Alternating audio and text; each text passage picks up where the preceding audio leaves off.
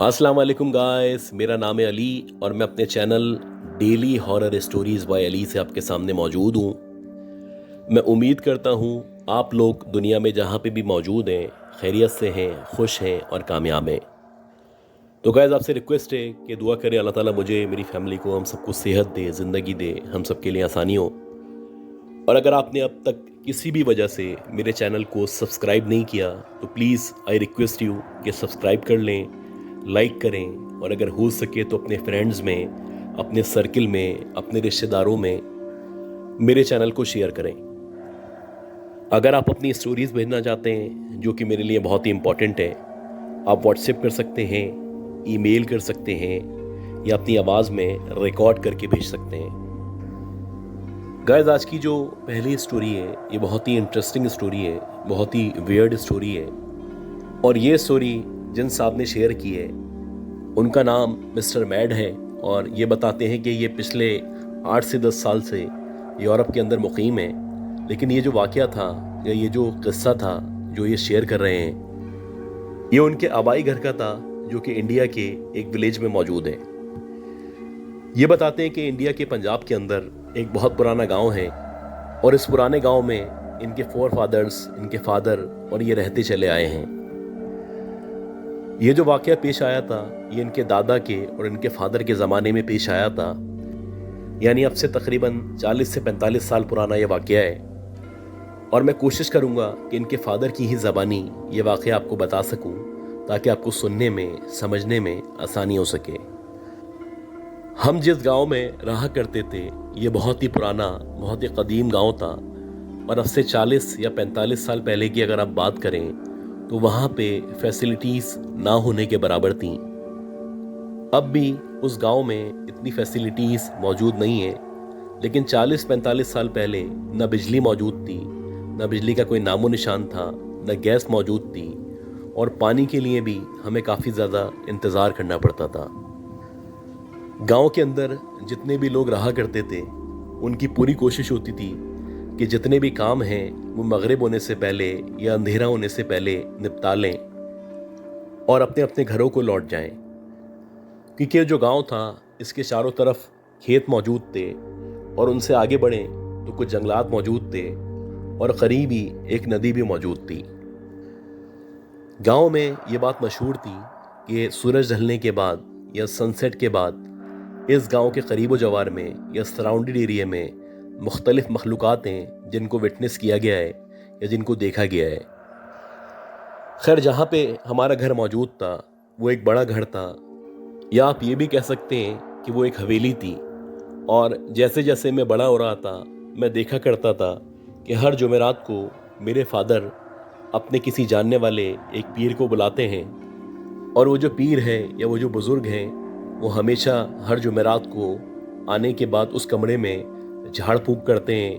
दम करने के बाद पानी छिड़का करते हैं और जैसे ही मगरिब के बाद का टाइम होता है वो अपने घर के लिए रवाना हो जाते हैं। ये जो हमारी हवेली का आखिरी वाला कमरा था,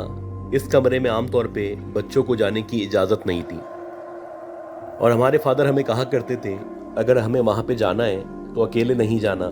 किसी बड़े को साथ लेके जाना है या किसी बड़ी की असिस्टेंस में जाना है या कम से कम एक दिया या चिराग अपने साथ लेके जाना है ताकि किसी भी किस्म की परेशानी का सामना ना करना पड़े। मैंने मुतादिद बार कोशिश की कि मुझे पता चल सके कि आखिर वहाँ पे जाने की या अकेले जाने की इजाज़त क्यों नहीं है। जब भी मैं अपनी मदर से पूछता, अपनी माँ से पूछता तो वो मुख्तलिफ बहाने बना देती, जो जवाब मुझे चाहिए था वो जवाब नहीं देती। इसी तरह टाइम गुजरता रहा और ग्रेजुअली हम बड़े होते चले गए। हम सालों से देखते चले आ रहे थे कि हर जुमेरात को वो पीर साहब आते, आके दम दुरूद करते, दम किया हुआ पानी दीवारों पे छिड़कते और वापस चले आते। लेकिन जिस साल ये वाक़या पेश आया या जिस साल से ये वाक़या स्टार्ट हुए उस साल इत्तफाक से जो मेरे फादर थे उनको किसी काम के सिलसिले में अपने गांव को छोड़ के दूसरे गांव जाना पड़ा और ये जो इनका ट्रिप था या इनका जो दौरा था ये 15 से 20 दिन पे मुश्तमिल था। खैर शुरू में जब फादर गए तो हम लोगों को ऐसा महसूस होने लगा जैसे कि हमें हर चीज़ की आज़ादी मिल चुकी है या हम लोग जो चाहें कर सकते हैं अब कोई रोकने टोकने वाला मौजूद नहीं है। ऐसा ही होता कि मैं अपने भाई बहनों के साथ पूरे घर में, पूरी हवेली में खेलता फिरता, और मेरा और मेरे बहन भाइयों का जहाँ पे दिल जाता वहाँ हम जाके बैठ जाते, वहाँ जाके खेलने लगते। इसी तरह 2-4 दिन बड़े सुकून से गुजर गए, और जब 2-4 दिन गुजर गए तो 2-4 दिन गुजरने के बाद एक शाम ऐसा हुआ कि जो मेरा भाई था और जो मेरी बहन थी, ये दोनों मेरी वालदा से कुरान पाक पढ़ रहे थे। और इसी दौरानिए में मुझे ऐसा लगा कि वो जो आखिर वाला कमरा है वहाँ पे कोई मौजूद है या कोई इस कमरे से बाहर झांक रहा है। खैर, जब ये लोग कुरान पाक पढ़ रहे थे, मेरी वालदा भी बिज़ी थी, तो आँख बचा के मैं निकल गया और मैंने सोचा कि वो जो आखिरी वाला कमरा है वहाँ पे जाता हूँ और जाके देखता हूँ कि कौन मौजूद है। जैसे जैसे मैं उस कमरे के करीब बढ़ रहा था, वैसे वैसे मुझ पे वहशत तारी होती चली जा रही थी, लेकिन कोई ऐसी चीज़ थी जो मुझे मजबूर कर रही थी कि मैं उस कमरे में जाऊँ या उस कमरे की तरफ जाऊँ। खैर, ये बताते हैं कि जैसे ही मैं उस कमरे के करीब पहुँचा या उस कमरे के दरवाजे के सामने पहुँचा, तो उस कमरे के दरवाजे के सामने मैंने देखा कि मेरा वही भाई जो भी कुछ देर पहले मेरी माँ से तालीम हासिल कर रहा था या कुरान पाक पढ़ रहा था, वो सामने खड़ा हुआ है। और ना सिर्फ खड़ा हुआ है बल्कि मुझे इशारा कर रहा है, जैसे कि वो चाहता हो मैं उस कमरे के अंदर दाखिल हो जाऊं। अब मेरी इतनी उम्र नहीं थी, लिहाजा मेरा जहन मुकम्मल तौर पे काम नहीं कर रहा था। मेरी समझ नहीं आ रहा था कि जो सामने खड़ा हुआ है, जो मुझे इशारा कर रहा है या जो चाहता है कि मैं कमरे के अंदर चला जाऊं, वो मेरा असली भाई है, या फिर जो वहाँ पे मेरी मदर से कुरान पाक पढ़ रहा है वो मेरा असली भाई है। कुछ देर तक मैं खड़ा हुआ अपने इस भाई को देखता रहा जो कमरे के अंदर की तरफ मौजूद था और मुझे अंदर बुला रहा था। खैर, मैंने एकदम से उससे पूछा कि तुम मुझे अंदर क्यों बुला रहे हो? अभी तो तुम वहाँ पे अम्मी से कुरान पाक पढ़ रहे थे। ये सुनने के बाद वो जो कमरे के अंदर मौजूद था, जो मेरे भाई के रूप में था, उसने अपनी उंगली अपने होठों पे रखी, जैसे कि वो मुझे इशारा कर रहा हो कि चुप हो जाओ या कुछ ना बोलो। और जैसे ही उसने ऐसे किया तो एकदम से जो उसकी आंखें थीं, जो कि बहुत नॉर्मल आंखें थीं, बिल्कुल वैसे ही आंखें थीं जैसे मेरे भाई की आंखें थीं, देखते ही देखते सफ़ेद आंखों में तब्दील हो गई। और जैसे ही उसकी आंखें सफ़ेद आंखों में तब्दील हुईं या उसकी जो आंखें थीं ऊपर चढ़ गईं, तो फ़ौरन से मैंने ज़ोर ज़ोर से अपनी माँ को पुकारना शुरू कर दिया। और जैसे ही मैंने अपनी माँ को पुकारना शुरू किया, वैसे ही मेरा भाई, मेरी बहन और मेरी वालदा तीनों पीछे से आ गए और आकर पूछने लगे कि क्या हो गया, तुम हमें चीख के क्यों बुला रहे हो? बहरहाल, मैंने उनको बताया कि अभी इस कमरे के अंदर मेरा यही भाई मौजूद था, या इसके रूप में कोई मौजूद था जो मुझे अंदर बुला रहा था।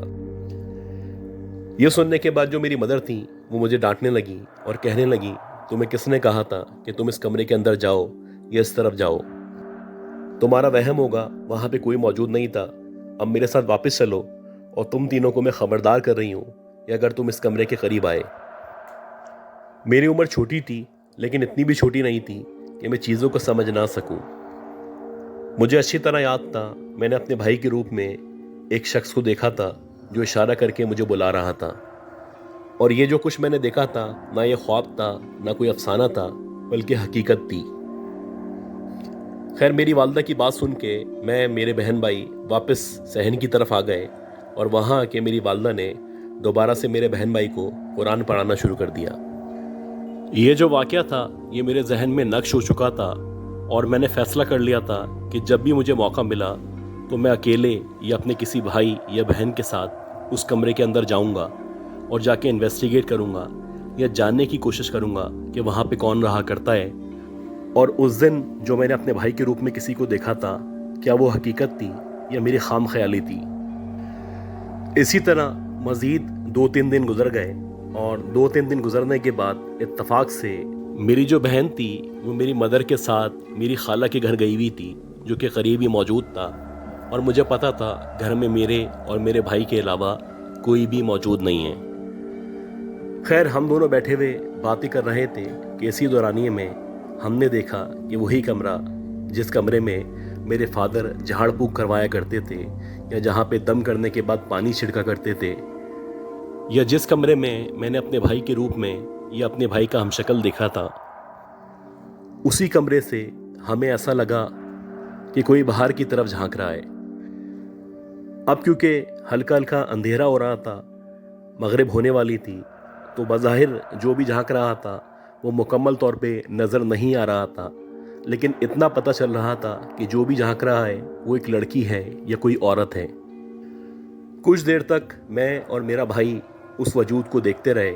मुसलसल वो हमें देखता रहा। मेरा भाई शदीद खौफ का शिकार हो चुका था और वो नहीं चाहता था कि बात मज़ीद बढ़े या हम लोग आगे जाएं और आगे जाके चेक करें, जबकि मेरा इसरार ये था कि हम दोनों को जाना चाहिए, और ना सिर्फ जाना चाहिए बल्कि जाके देखना चाहिए कि आखिर कौन है जो उस कमरे के अंदर मौजूद है। बहरहाल मेरी ज़िद के आगे जो मेरा भाई था वो हार गया, और मेरे लाख मनाने के बाद वो राज़ी हुआ और उसने कहा कि चलो चल के देखते हैं आखिर कौन है जो उस कमरे में रहा करता है या मौजूद है। आहिस्ता आहिस्ता करके जैसे जैसे हम लोग उस कमरे की तरफ बढ़ रहे थे, तो बज़ाहिर ऐसा लग रहा था कि जो भी औरत या जो भी लड़की वहाँ पे उस कमरे में मौजूद है वो आहिस्ता आहिस्ता करके कमरे के अंदर की तरफ जाना शुरू हो गई है, और ऐसा लग रहा है कि जैसे वो पीछे हट रही है। खैर, जैसे जैसे हम उस कमरे के ऐन सामने पहुँचे या उसके दरवाजे के सामने पहुँचे, तो हमने देखा कि कमरे का जो आखिर है वहाँ पे एक खिड़की मौजूद है, और उस खिड़की से बाहर की तरफ कोई लड़की या औरत झांक रही है। और जैसे जैसे हमने उसके चेहरे पे गौर करना शुरू किया, तो वो जो औरत थी बहुत लंबी औरत थी, उसके जो बाल थे वो बहुत लंबे लंबे बाल थे, और बज़ाहिर ऐसा लग रहा था कि काफ़ी अरसे से वो बाल बनाए नहीं गए हैं। यानी कि उसके जो बाल थे वो बिखरे बिखरे बाल थे, और उसकी जो आँखें थीं मुकम्मल तौर पे सफ़ेद थी, जैसे कि आम तौर पे आंखें ऊपर चढ़ जाया करती हैं। आहिस्ता आहिस्ता करके जब हमने उसको ऊपर से नीचे की तरफ देखना शुरू किया, तो जब हमारी नज़र उसके हाथों पे पड़ी, तो उसकी जो उंगलियां थीं वो बहुत पतली पतली, बहुत लंबी लंबी उंगलियां थीं, और उन उंगलियों में बहुत बड़े बड़े नाखून मौजूद थे। और जैसे ही हमने मज़ीद गौर किया, तो हमने देखा कि उसकी उंगलियों से बाकायदा खून टपक रहा है, और ऐसा लग रहा है कि उसके हाथ में या तो कोई चीज़ मौजूद है जिसमें से खून निकल रहा है, या फिर उसके अपने हाथ कटे हुए हैं या उनमें कट्स लगे हुए हैं, उन कट्स से खून निकल रहा है। अभी हम इस चीज़ पे गौर कर ही रहे थे कि इसी दौरानिए में हमने देखा कि वो जो औरत है उससे तकरीबन 2 या 3 फीट के फासले पे एक बच्चा भी मौजूद है, जो बज़ाहिर देखने से 8 से 9 साल का लगता है, और उसका जो चेहरा है वो भी मुकम्मल तौर पे सफ़ेद है, और उसकी आंखें भी मुकम्मल तौर पे सफ़ेद हैं या ऊपर चढ़ी हुई हैं। ये जो मंज़र हमारे सामने मौजूद था ये बहुत ही खौफनाक मंज़र था, खौफ में मुब्तला कर देने वाला था। मेरा भाई तो मुकम्मल तौर पे पज़ल्ड हो चुका था, जबकि मैं जो था, जो भी आयत वगैरह मुझे आती थी वो मैंने पढ़ना शुरू कर दी थी, और मैं अपने भाई को भी इशारा कर रहा था या उसको बताना चाह रहा था कि जो कुछ तुम्हें आता है तुम भी पढ़ना शुरू करो। खैर, जैसे ही उसने मुझे कुछ कलाम पढ़ते हुए देखा, तो उसने भी जो भी उसको आयत वगैरह आती थी आहिस्ता आहिस्ता करके पढ़ना शुरू कर दी। इसी दौरानिए में जब हमने मज़ीद नीचे गौर किया और जब हमारी नज़र उस औरत के पैरों पे पड़ी, तो हमने देखा कि वो जो औरत है उसके जो पैर हैं वो मुकम्मल तौर पे ज़ख्मी हैं और रिवर्स्ड हैं, यानी उल्टे पाँव हैं, और उसकी जो उंगलियां थीं वो पीछे की तरफ थीं, और उसकी जो एड़ी थी वो आगे की तरफ थी, और बज़ाहिर देखने से ऐसा ही लग रहा था कि उसके पाँव से भी खून रस रहा है। जैसे ही हम लोगों ने तिलावत करना शुरू की, तो वैसे ही वो जो लड़की थी या वो जो औरत थी उसने बजाय बाहर देखने के हमारी तरफ देखना शुरू किया, और देखते ही देखते उसने एक अजीब सी मुस्कुराहट के साथ अपने होठों के दरमियान उंगली लगाना शुरू की या रखना शुरू की, जैसे कि वो हमें कह रही हो कि जो कुछ तुम पढ़ रहे हो इसको पढ़ना बंद करो। ये बताते कि जैसे ही उसने इस तरह का इशारा किया, तो एकदम से ऐसा लगा जैसे हमारी ज़बान पे फालिज गिर चुका है, और हम चाहने के बावजूद भी ना कुछ पढ़ पा रहे हैं ना कुछ बोल पा रहे हैं। हालांकि हमें मुकम्मल तौर पे कुछ कुरानी आयत याद थी, लेकिन हम ना उसका जिक्र कर पा रहे थे ना उनको मुकम्मल रिसाइट कर पा रहे थे। जैसे ही हम आयतुल कुर्सी पढ़ने लगते, वैसे ही कुछ आयत पढ़ने के बाद हम भूल जाते, और बज़ाहिर ऐसा लगने लगता कि जैसे हम आयतुल कुर्सी पढ़ना भूल चुके हैं। ہم لوگ مکمل طور پہ پزلڈ ہو چکے تھے اور ہماری سمجھ سے باہر تھا کہ ہم کیا دیکھ رہے ہیں اور ہمیں کیا کرنا چاہیے۔ خیر اسی دورانیے میں ایک دم سے پیچھے سے میری مدر کی آواز آئی، اور جیسے ہی میری مدر کی آواز آئی ہمارا حوصلہ بڑھا۔ ہم لوگوں نے پلٹ کے دیکھا تو جو میری مدر تھیں اور جو میری بہن تھی وہ پیچھے کھڑے ہوئے تھے،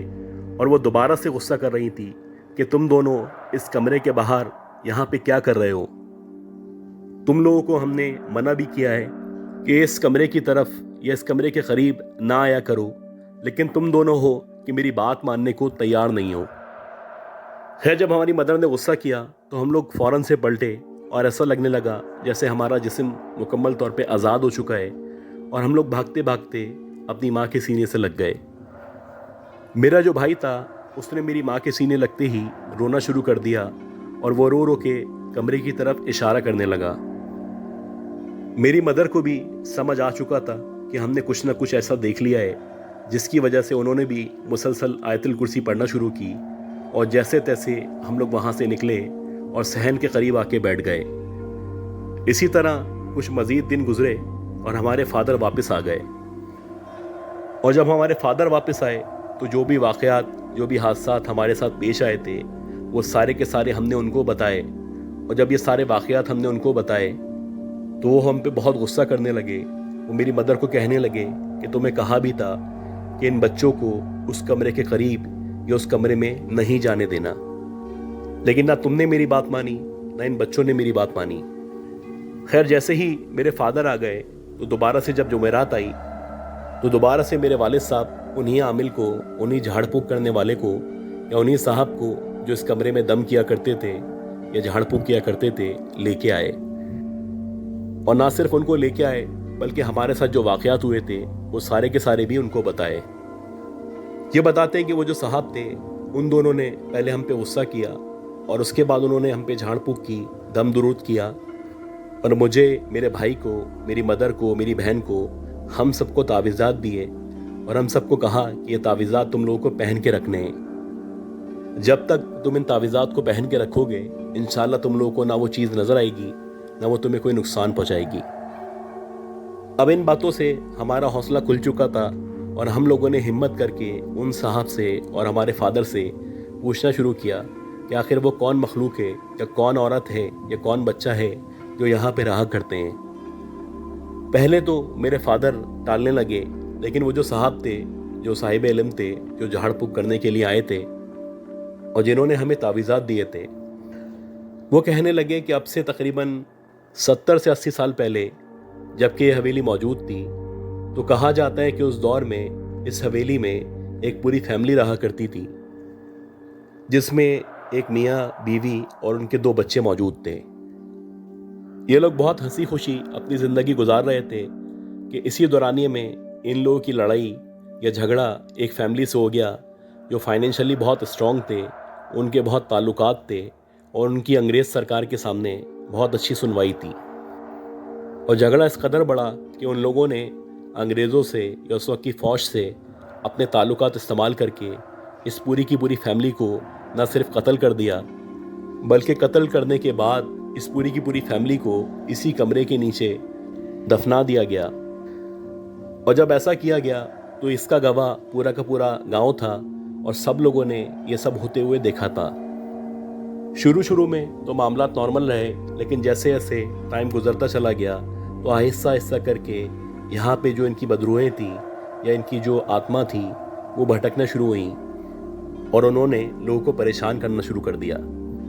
کافی لوگوں نے، کافی عالموں نے ان کا علاج کرنے کی کوشش کی یا ان کو یہاں سے نکالنے کی کوشش کی، لیکن کافی کوششوں کے باوجود بھی وہ جو ارواح تھیں، وہ جو بدروہیں تھیں یا وہ جو آتمائیں تھیں وہ یہاں سے نہیں گئیں۔ لہٰذا ان کو کم از کم اس کمرے کے اندر لیمیٹائز کر دیا گیا ہے، اور یہ جو ہم جھاڑ پھونک کرتے ہیں وہ اسی لیے کیا کرتے ہیں تاکہ یہ جو روحیں ہیں، یہ جو آتمائیں ہیں، وہ اس کمرے سے مزید باہر نہ نکلیں اور ان کا اثر اسی کمرے تک محدود رہے۔ تو گائز میں امید کرتا ہوں جو اسٹوری میں نے شیئر کی ہے یہ اسٹوری آپ کو پسند آئی ہوگی۔ اگر آپ کو یہ اسٹوری پسند آئی ہے تو پلیز میرے چینل کو لائک کریں، سبسکرائب کریں، شیئر کریں۔ دعا کریں کہ اللہ تعالیٰ مجھے، میری فیملی کو، ہم سب کو، آپ کو صحت دے، زندگی دے، سلامتی دے۔ اگلی اپلوڈ تک کے لیے اپنا خیال رکھیے گا. اللہ حافظ.